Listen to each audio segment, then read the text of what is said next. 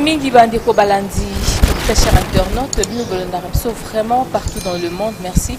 La confiance au Bopé sera tout le temps parce que nous on a toujours rendez-vous pendant que c'est Sabino, côté Sabino, Maïzali Kolikanamboka, surtout plus dans le monde politique.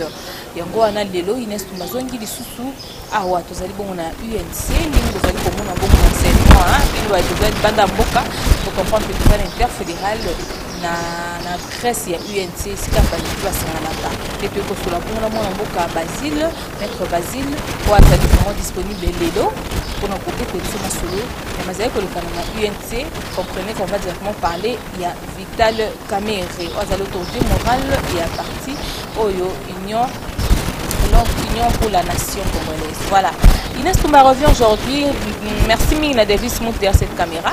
Merci na bande bonyon so bolé mbarate ko komela biso ko pesa biso makanisi na bino par rapport à l'émission Oyo Total Sarabino. Na banda boye bibino nyonso et moi na boka Vital Kamerhe azali bon na esika o babombier pour na communiquer pour répondre na ba exigence ya ba sam ici hein pour l'éclaircissement par rapport au programme il y a 100 jours et on a tout équipé. Moi mboka Basile maître Basile pour nous cela évolution et dossier il y a mon mboka Vital Kamerhe peto et Mbappé parti sur elle fonctionner malamu et puis coalition oyo ya FCC cash ezali kokende lolenge nini les on a tout repé sa beauté na maître Basile bonjour. Bonjour madame la journaliste. Maître Basile tout le monde là bien boyosa vraiment bien tapé ça prouve que les choses évoluent bien. Ça évolue, mais pas tellement parce que le président est en prison, incarcéré injustement.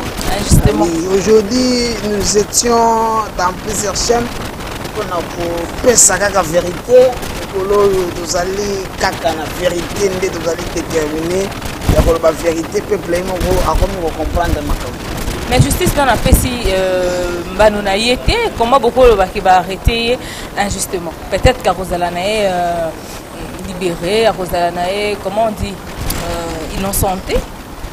Merci.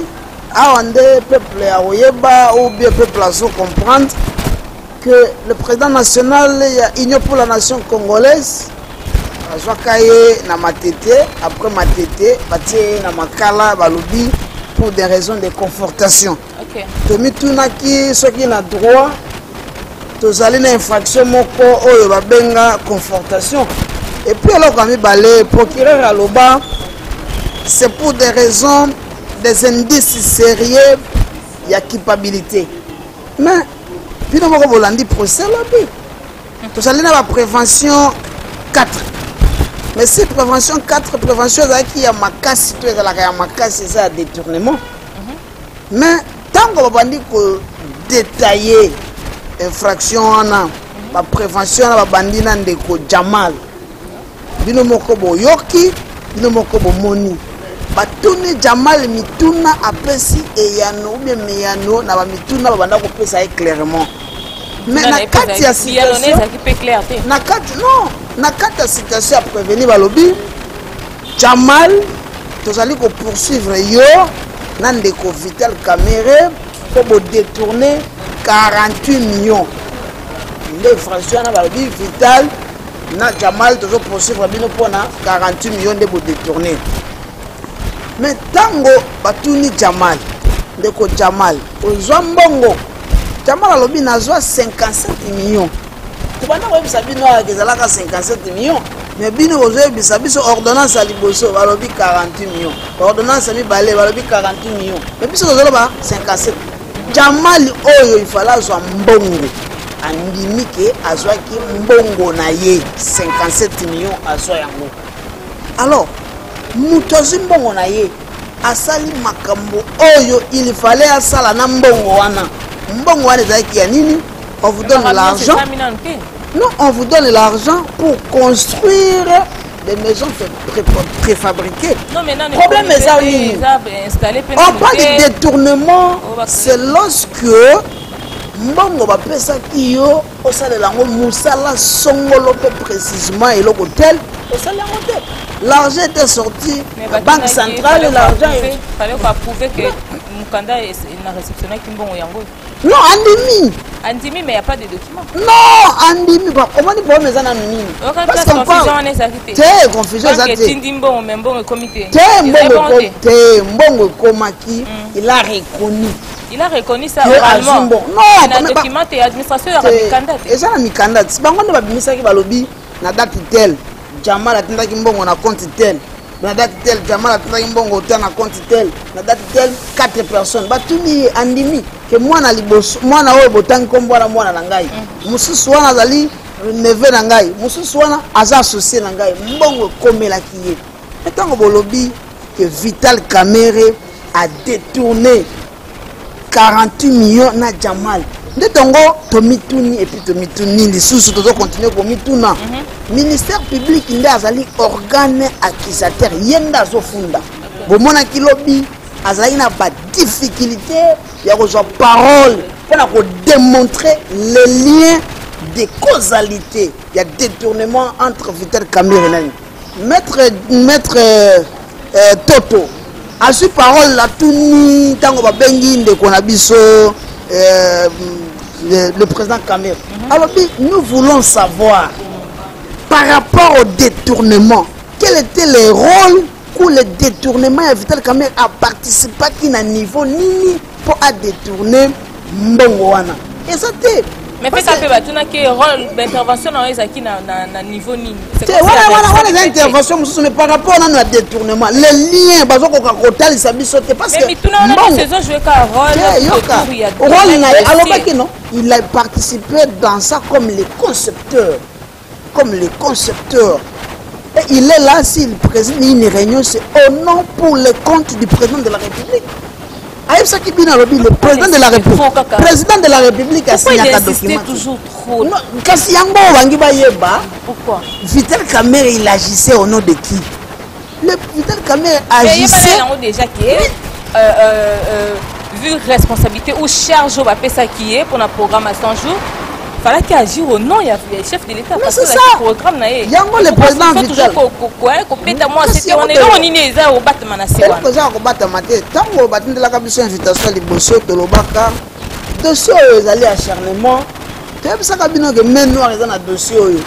Peuple congolais, il y a beaucoup à se comprendre. Peuple congolais. Yo somoni moyibi bakangi moyibi. Alors ngai nde moyibi. Mais na lingi ava bosambisa ngai bochelanga ba caméra. Po peuple alanda lisolo yo ne bandeli na suka. Ata soki bino boko za décision mosusu mais peuple azo comprendre. Mais boyoka nizaki te entre les juges qui posaient des questions avec mon amour Vital Kamerhe. Non, le problème est nini. La procès non. Le président était clair, concis et précis. La procès liboso président Moussa Maloba. Alobi la justice et la vérité riment ensemble. Voilà. Mais lobby, qui président Lobaki aujourd'hui pièce par pièce. Non, le dossier, c'est lui le concepteur. Alors, ce qui est bon, c'est Jamal Marché. Moi, je vous présente les documents signés par Bitakuya. Voilà. Binusko bola kisangai, ndenge nini marché comme pas Bitakuya, en dehors ya pièce ngala pièce. OK. Dossier alors bil sous. Mais ça la même continuité non après Bitakuya yende non. Le contrat des andeni. Contrat va signer en gros pour la 900 maisons. Oui. Même l'avenant, il faut ajouter 600 maisons, 500 maisons. Kaka Bitakuya randa signer. Chose encore grave. Au moins, kaka na contrat oui. Tu vas la première ministre a signé un document pour demander le décaissement de la somme pour l'exécution, il y a construction, il y a ma maison préfabriquée. À l'époque, tu vas déjà signé les documents pour pas décaisser Mbongoana. Nous avons la lettre. Il y a un délégat qui lobby. Vous allez dans l'audience. Nous ne sommes pas en droit coutumier. Nous sommes dans un droit écrit. Vous dites ça, vous brandissez la pièce. Nous aussi, nous vous donnons la pièce. Donc, pièce par pièce. C'est comme si projet Oyo, il y a qui déjà avant, d'abord gouvernement Sika, ils allaient établir, et puis avant même que Vital Kamerhe a comme dire câble, oui, contrat Bitakuya, il y a 1500 maisons. Oui. Et ça, contrat Yakala. biso toyebisa mibote yango Vital alobaki il n'a jamais signé un contrat. Quand on est au pouvoir, le président de la République Félix Antoine Tshisekedi Tshilombo azalina ayena changement alingaki atia ou atiaki ba élan pour que makambo ekende. Il a commandé 4500 maisons et c'est belé. À part 900 maisons après, et comme dans 900 maisons, on a 1500. Après, à 3000 maisons, 2000 maisons pour les militaires, 1000 maisons pour les policiers. Et c'est mauvais. Alors, biso to lobby, batika ko distrait biso. Batika ko distrait biso, batika pe ko mema biso na l'hôpital. Il n'y a pas une infraction intellectuelle. Le ministère public hier a décevoir biso. Avec biso l'infraction intellectuelle. Non! Les droits, on n'invente pas les droits. Les droits à ses piliers et puis droits, ils sont en droit pénal, c'est clair. Vital Kamerhe et Jamal, ils sont poursuivis pour infraction, il y a détournement. Il faut ministère public à la Kisabiso, pièce par pièce. Vital a détourné autant il suffit qu'à vous réagir, n'a pas de question, n'a pas de opacité, il y a ministère public. Il n'était pas hiérarchique par rapport à l'audience élection. Ah, comme il est parti civil. Donc, l'avocat à la République. Pourquoi l'avocat à la République est signé? Donc, signé République, Nanou Yemo Konde a signé contrat. Ok. Mais République, aye koyo kolobake no contrat na zo mona ngo clair te kaka ye moko République atipa c'est ba voter contrat non signé na Jamal. Oui, le contrat Jamal signé par la République. Oui. Le ministre Bitakour représente ou représentait la République. Il a signé au nom et pour le compte de la République. Mais c'est débat va et aux clause le quoi Bitakour il va pour il sera là. Mais il y a des pièces, il y a mon telobaki. Mais quand est-ce mon amboka fait à côté dossier on a un niveau nini. Il y a contrat où il y a Samigo avec non, le contrat, on avait déjà conclu. Comment une étape ligne. Non, contrat, c'est pas concret. Non, contrat, c'est pour un programme, il y a Tibala. Mais ils ont exécuté que. Tibala, comment peut Mikanda, pour la rebima, ma pièce, c'est sali. Alors, la justice, c'est comme si les termes même sous les cababoyés. Tu as un contrat na programme na biso ya 100 jours pour tonga banda. Voilà. Alors tant que tu moni to kuti ba dossier na tiroir, tu sélectionner ba dossier qui important yango de lobaki programme d'urgence des chefs de l'état. Quand tu sango na kati pour te exécuter ngo. Mais muto ya zaki censé azwa mbongo. Azimbongo na ye pona banda. Lorsqu'il y a détournement, il faut sommer la voiture telle, na zimbongo, na sommi voiture, il y a détourné. Non, on est à bon côté. Non, on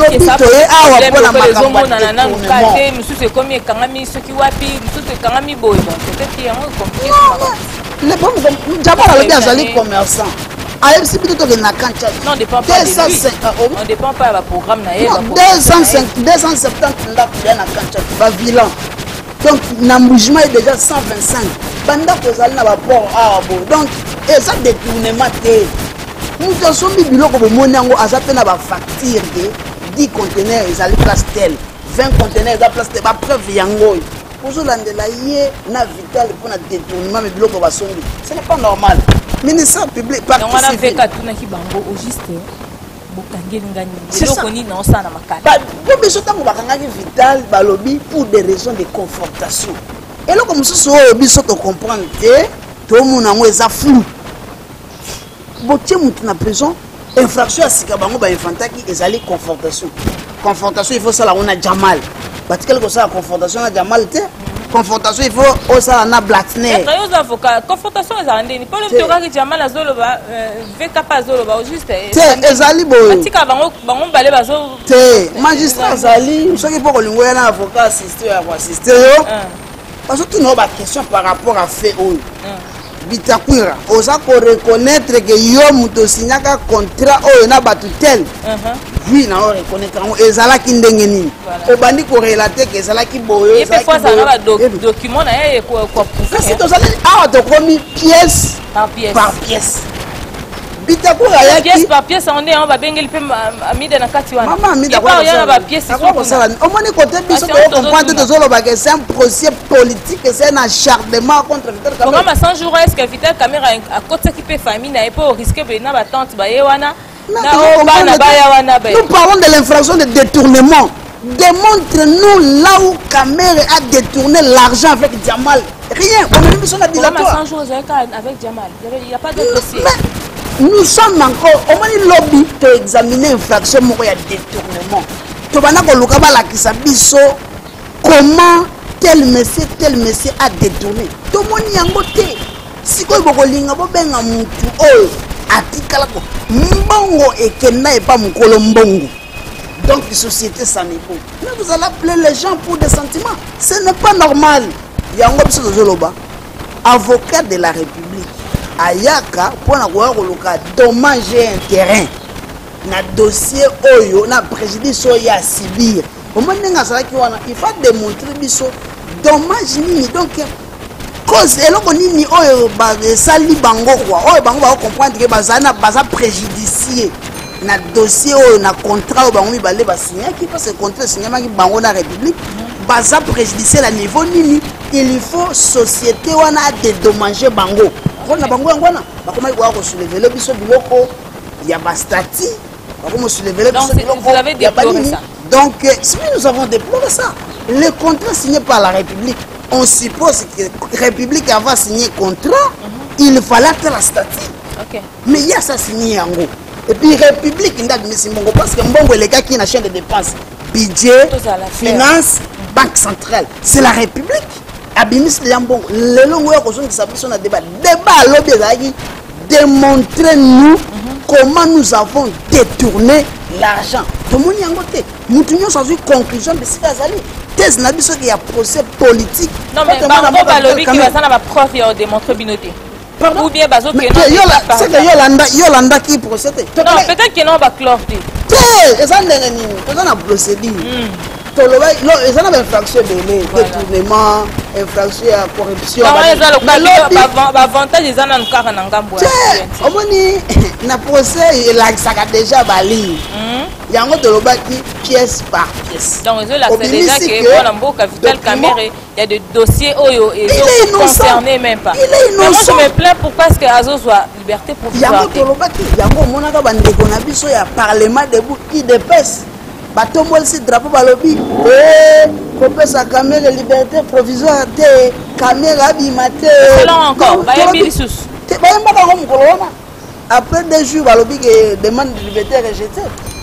Toujours comprendre te remplir ma condition requise na code de procédure pénale. Est-ce que juste de dépendre na UDPS. Toujours ce sont des faits. Tout ce que les politiciens parlent, il faut prendre ça au sérieux. Et ça, le code, ça, quoi, population, c'est là qui parle en bien. Mais population, le bac de Kamba 15 millions. Il y a celle qui parle en mal. Population, le bac de Kamba 15 millions. Vas-y, à UNC, ils ont fait partie de la population. Oui, il y a une autre population, le bac de Kamba 15 millions. Nous en sommes où avec les dossiers. Population, le bac de Kamba, il y a saut des moutons. Nous en sommes où avec ce sont eux qui ont commencé à revendiquer. Ce sont eux qui sont des auteurs. Bangonde baza ba auteur Kamerhe 15 millions. To lobi bo maîtriser dossier té. Baza la calme. Le dossier est là. Kamerhe ayi mbongo ya 7 moutons. Le dossier à 7 moutons est là. Ba miseli biso likambanda. Yo moko moni lobby par rapport à détournement nulle part. Si le point de droit, il n'y a pas une infraction intellectuelle, exactement. Ba infraction sali soko tangi ko nini de droit pénal spécial, on nous a énuméré toutes les infractions punissables dans Mboka Rabiso. Nulle part on parle d'infraction intellectuelle. C'est pour nous embrayer parce que l'infraction, pour l'infraction, il faut qu'on réunisse 3 éléments. L'élément moral, et l'élément matériel, l'élément légal et l'élément moral. Donc il y a 3. Élément moral, élément matériel et l'élément légal. Donc si le plan légalité, il faut article moko et lobela yango. Donc article 145 et zo lobela biso makambo ya détournement. Alors na kati ya détournement on va démontrer biso comment Vital a détourné là tout le monde yango. Dans l'élément matériel, la matérialité boyo. Est-ce que Vital a simba mbongo atikala ko simba te? Bon, l'élément moral. La moralité, est-ce que mbongo wana tango bima et pas aussi matin peut-être qu'on peut s'attendre ordre que mbongo bima ou bien signature au caracol ou bien yinda comme signature. A signature alors il faut la sanga signature alors na biloko nyusu na document ta moko dans signature na ngezate pour la sanga pièce par pièce. Donc tu donnes pièce par pièce. Qui a signé le contrat avec Samibo Bitakwira contrat en haut. Est-ce que maman qui a fait ça? Qui a retiré l'argent à la banque? C'est M. Jamal, document en haut. Problème n'a pas ça. Maître Basile, tu comment tu t'as dit na chute, tu peux clôturer. Avant tout na motuna il y a évolution partie il y a UNT. Tu constates qui bande ko ba constater. Hier il y a moi na capital caméra, c'est comme si il y a qui na un tessel avec le juge qui posait les questions. Moi ben tessel moi ma parole réplique et moi tout na sous bango mo ba tamibe quand mi tuna.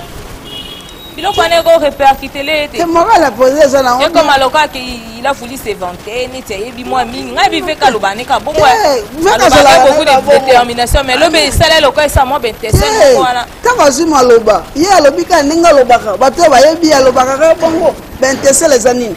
Parce que les boss alobaka o alobi makambo boy, alobi je suis intellectuel alobi boy. Donc les donc nous so ya zo sala et ça ka mabe. Et là comme malamu ezate peuple botika distraction bon la distraction te vérité c'est yebani vérité et yebani bino ba juge bino mo bo mais yo pose à juge on a eu procès Bolobi Vital a détourné 48 millions pour démontrer biso a pièce par pièce communauté et comme yo bodo donc ça nango malamu ti toujours si ça déjà obi état de santé à partie il y a eu un tesa vraiment critique qu'est-ce qui se passe. État la santé à partir ça dans malam. Tala papa na biso za na prison. Souhait à INC, souhait na biso baso. Ezali comme procès ils ont continuer. Bino moko bomoni aller oyo kende. Batu bazo tangama ebele pour lumière et monana. Yango conformément ya mibeko ya mboka. Parce que na mboka soki état de droit ezali, il faut de sentir séparation à pouvoir. Ce qui séparation à pouvoir exacté n'amboka to koloba peke état de droit exacté parce que pouvoir exécutif a ko pesa ba injonction te na pouvoir judiciaire ce que ba injonction zoya donc nani to comme état de droit yango bison INC to na posa état de droit e fanda batika justice c'est ça musala nango sur le plan légal sur le plan constitutionnel Vital a rempli ba conditions oyo mutu nyoso azwaka liberté provisoire bapesa ye liberté provisoire afana na ndaku aye audience aussi la zone ndaku parce que bendisi sérieux oyo bayebisaki biso de culpabilité tomoni yango te mama suki ozana bendisi sérieux olakisi pe biso yango po biso tomoni endisi sérieux te bon nayebi te soki bato bati ndenge tosambi lobi bato bamoni endisi sérieux parce que aucun document aucun bordereau nulle part que Vital Caméra est impliqué. Pas sa président na biso liberté provisoire, abanda koya ko samba, aye azongi na ndaku, ti procès ekosila. Wana ndezali na biso monene na INC tozali kota la position. Membre à UNC au bazan na gouvernement. Est-ce que va travailler à l'aise période pour ba tia bango pandi likolo? Non, na zo tia bango bazan à l'aise même ba wa sana niveau présidence, ba comme un peu réticent. Oh les cabins, moi bah vu quand des alarat. Oh Gabibi, oh hein, ça gêne un peu. Bon, avis on rejoindre quand au soutenir idéologique autour c'est que yo place pour ça. INC c'est une école. Nous sommes dans une école de caméristes. Nous avons accepté à Rosalie pas Vital parce que nous sommes des caméristes de sang, de conviction. Ah, biso dans l'école à Monen. Yango biso to sengaka INC na président na biso to sengaka audience à la télévision pe publique pour batu va comprendre.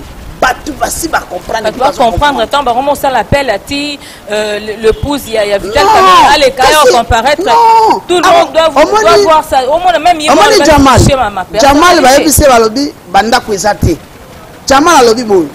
Na ba avocat na ye ba sengi tozana posa ya président ya garde républicaine ozala na kanchachi aya ye aya ko batu na ye soki banda pesali abengi conseiller spécial directeur de cabinet à conseiller spécial ya chef de l'état directeur de cabinet na ye aya parce que ye muta komaka mukanda po ba autoriser bango site wana basala misala et puis banda ko suivre misala ndenge ezokini bango baya kotala baya koloba réellement ba témoigner est-ce que misala ezosala ma ndako te ezosala mati voilà c'est normal et pas na biso to lobi boy comme biso toujours brandir bino contrat wana to sengi to lobi bitaku raya awa aya koyebisa biso parce que yende a signé contrat biso to signé contrat te parce que bozo lobela mambo contrat biso to signé te aye na côté mususu balobi comme mbongo ebima na banque mbongo ebima na banque il faut ministre ya finance aya ministre ya budget aya na gouverneur ya banque baya c'est normal baya koyebisa biso mbongo ebimaki ndenge nini mais c'est par rapport à biloko wana sko yebisa ngai olingo tanga kombo ya mama mida akoya kosala nini akoya koloba bakotuna ye nini mbongo omonaki sikoyo mobali na ye nanu amoni mbongo te yaki komona mbongo na manger okokomprendre que non ezali acharnement reste à découvrir mais est-ce que c'est normal vous serez toujours fidèle nous sommes fidèles je suis camériste de conviction jusqu'à ma mort je resterai camériste je ne suis ni kabiliste ni tshisekidiste, je suis camériste. Oui. Et après, c'est la télévision. Vidéo, oh, je vous dis, je suis fier. C'est la télévision parce qu'on nous a dit que les gens déjà pour moi, tu retiens ma figure et cette journée, le 26 mai, je suis camériste de conviction. Je resterai camériste, je mourrai camériste. Je suis le pacificateur. Oui. Pacificateur. Vraiment, c'est voilà. Un bon négociateur. Le pouvoir de fan. En question, le soit négociateur, maître, pour continuer les solo.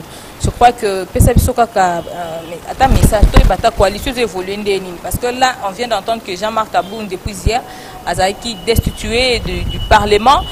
En tout cas, ça fait quand même mal. Bon, ça, quand même, la même famille, non?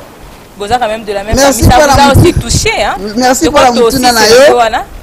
La procédure dans un état de droit, c'est un état où on respecte la procédure, c'est un état où on respecte les lois de la République. Par rapport à la question à Jean-Marc Kaboun, pas ça destitué, mais la destitution c'est reconnu par la loi. C'est mauvais. Non, ils ont respecté. Avant de destituer, il faut qu'il y ait une pétition. Il y a une pétition, oui ou non? Oui.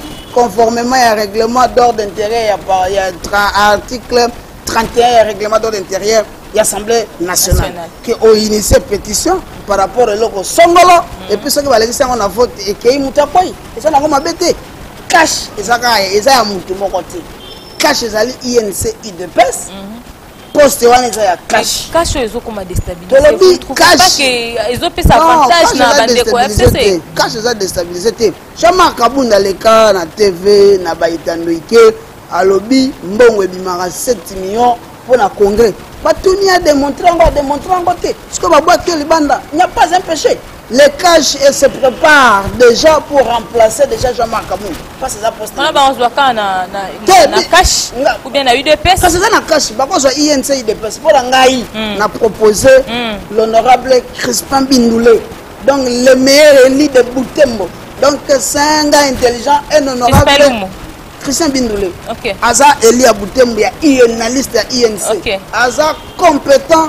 Quand on a cash, quand nous autres déjà libaya, pourquoi bah on se rame toi UDPS? Mais pourquoi bah ça y rame toi? Oh mais bien plus besoin qui va bisika yo bonga. D'abord besoin que le côté. Pour le dit pas on va faire une année. Et si les sont pas tous payer une année. Donc ça m'engage que moi nous avons déjà un candidat potentiel. Mais moi je dis que c'est une perte pour cash ils ont comme à déséquilibrer. Il y a Vital Kamerhe qui n'est pas en mesure de peser encore pour un moment parce qu'il est retenu quelque part. Et il y a aussi Jean-Marc Kaboun a commis des situés. Tu vois un peu que les autres peuvent moins déséquilibre dans la coalition. C'est un animal politique. Oui, mais il n'est pas en mesure d'agir maintenant. Il agit par rapport à quel point? Est-ce qu'il peut agir depuis la prison de Makala? Oui, il agit. Il a pris la décision pour soutenir Jean-Marc Kaboun. Il agit. Il est directeur des cabinets de chef de l'État. Pardon? Fallait Boboya. Tiens, tu vois, mais quand Jean-Marc Wana, il y a des parmi les pions au Lubaki qui bangon de basali qui Vital Kamerhe c'est un pacificateur. Vital Kamerhe Vital Kamerhe mtukandate. Mot de la fin, pardon, mot de la fin, bande kobana dans le monde de la fin. Voilà, Baniba va taper à UNC na moment. Peuple congolais, monde entier bazolanda émission na biso oyo bazala branché na procès à 100 jours oyo balandaki procès à lobby ba comprendre que non détournement aza innocent a participer ata neloko moko te ata mutu asala droit te ntango afandaki na etandoiki azolanda à comprendre que non ce n'est pas normal, c'est de l'injustice. Tout ça baolingo écarté ka Vital Kamerhe na course yango biso tozoloba tozoloko dénoncer makambo nyonso ya mabe toza na posa ya droit totikala na droit elobi soki moto ayibi bokanga ye me bolakisa ye ke yo ndo oyibaki balakisi biso te wana eza eloko ya liboso ya mibale INC ezali soudé ezali mpe ka moko tous nous sommes derrière Vital Kamerhe toza kosoutenir ye ti na suka parce que biso toza kokroire na innocence na ye par rapport ya dossier oyo bamontelaki ye oyo bazwi mutu bofandisi na prison mpo na raison baconfortation eye te et puis Bitakwira ifala ye deuxième fois baconforte ye mais bamagistrat basali tuti lelo ya ye te. C'est que les trois causes là. Il faut aya. Voilà. Ye mutu signer ba contrat wana. OK. Alors batika biso kimia to sengi na mibeko na ba juge na peuple Vital Kamerhe procès ndenge zokende bino mo bo comprendre to sengi ba pesa ye liberté provisoire abanda ko ya ko samba ka libanda et puis ti audience ekosila. Sué na biso yangwana tozali calme et puis tozali kotala kaka et que musala wana sala tozana posate babanda ko benga ba juge ba magistrat po Masaro aza na prison aza makala aza na prison ba contendre avec quand oyebi pourquoi bazolandela ye pourquoi trafic d'influence bazolandela ye mpona trafic d'influence batortire ye baacte biso il réagit pas il a réagi il a été auditionné donc batortire ye batue nano na cachot ya un air pendant 7 jours batie na amigo ya mateke pendant qu'on le cherchait il avait fait pourquoi la procédure était biaisée.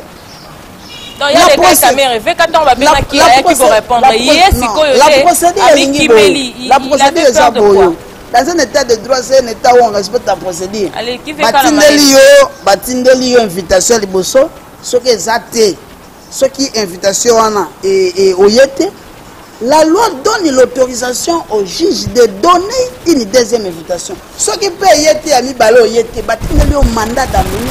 Mais le yé moko, bisoma otomona qui a malamouté. Batindeli au moko, après à 14 heures, avis de recherche. Moi, je comprends que non, bon. Même pas bakanga te bona comme mona on danser. Mais tango bakangi ye. Tango bakangi ye. Dino fabo c'est yaka ya rien. Tango bakangi ye, bino banda ko baki non bakangi pour na détournement. Mais magistrat zo bisa biso makambo ya trafic d'influence. Ce n'est pas normal. Acharnement contre INC, botika acharnement contre Vital Kamerhe. Tous vigilant. Pièce par pièce.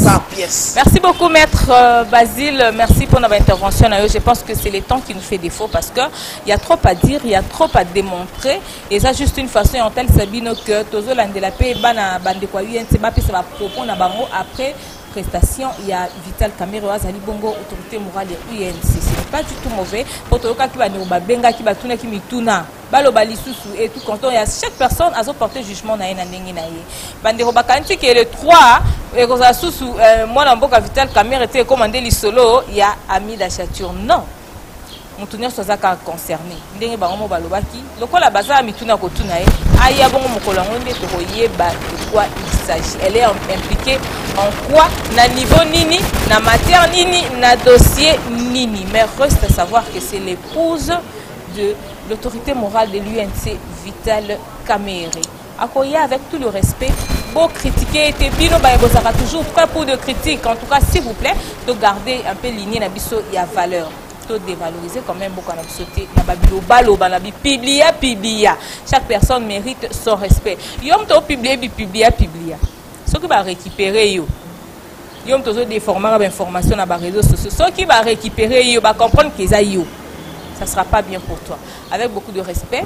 En tout cas, je crois que c'est par ici qu'on va se séparer. Je vous remercie beaucoup. Bokomela Bisso, toujours Néen Bossalaka. Delvis Moutou, merci beaucoup à toi. Boza tellement ébélé, mais on se retrouve plus prochainement pour un numéro Yassik. Ce qui est soit